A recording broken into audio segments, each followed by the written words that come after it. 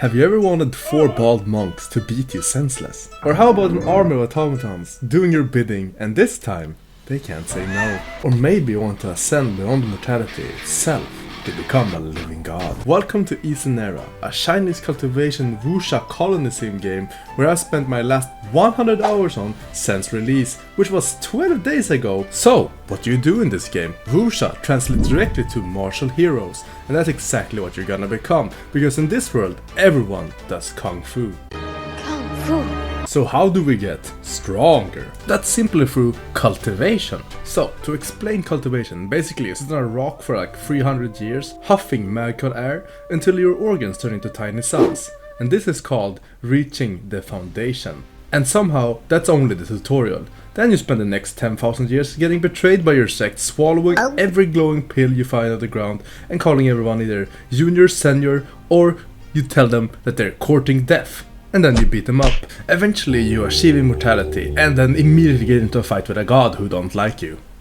And that's cultivation. Now in Eastern Era, to cultivate, all you do is eat pills and sit on your ass. But to reach that stage, you first have to start off by doing some research. This makes me always start off the game by creating 4 research tables, forcing my disciples to do research until they go depressed, which makes us enter the next mechanic of the game, happiness. Managing your sect's happiness is essentially running a summer camp where everyone has superpowers and a short temper. You need to keep them fed, rested, and entertained, because nothing unravels an ancient cultivation sect faster than a bored immortal with too much free time and access to a sword. The happiness system is surprisingly needy.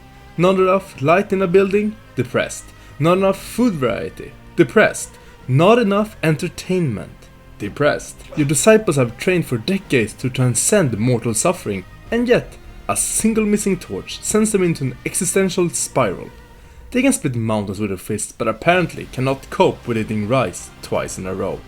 Fortunately, in the current state of the game, keeping your sect from a collective mental breakdown is almost comically easy. Slap down 3 decorative rocks, scare some torches around, and make sure nobody goes to bed hungry. And suddenly, your disciples are thriving paragons of spiritual wellness. It turns out, the secret to maintaining a powerful ancient sect is basically the same as keeping a hamster alive. Food, light, and something mildly stimulating to look at. To keep cultivating and unlock more skill slots for each character, you need specific rooms, because apparently enlightenment requires real estate. There are many different rooms offering buffs like increased crafting speed and increased rest, but the one you actually need is an elemental room, which sounds like a kindergarten classroom, but it is in fact where you have to go to have a spiritual crisis and randomly become more powerful.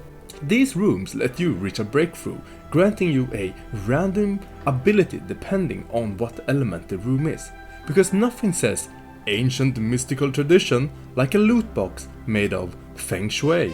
In my playthrough, I stumbled upon a skill called siphoning, which drained 50 Q from the enemies and gave it straight to me. Essentially, a magical restraining order that also makes me stronger.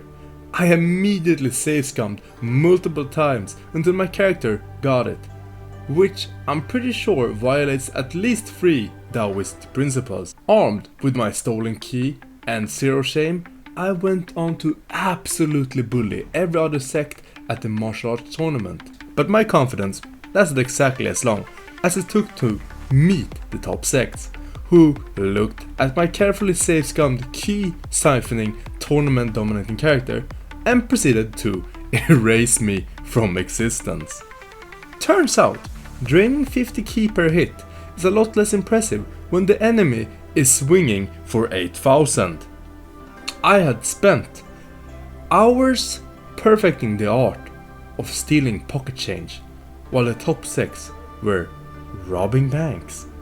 The skill I had reloaded 20 saves to obtain was, against the true elites, roughly as threatening as a strongly worded letter. With all that said, sooner or later you will reach a stage where manual labor is getting a bit annoying.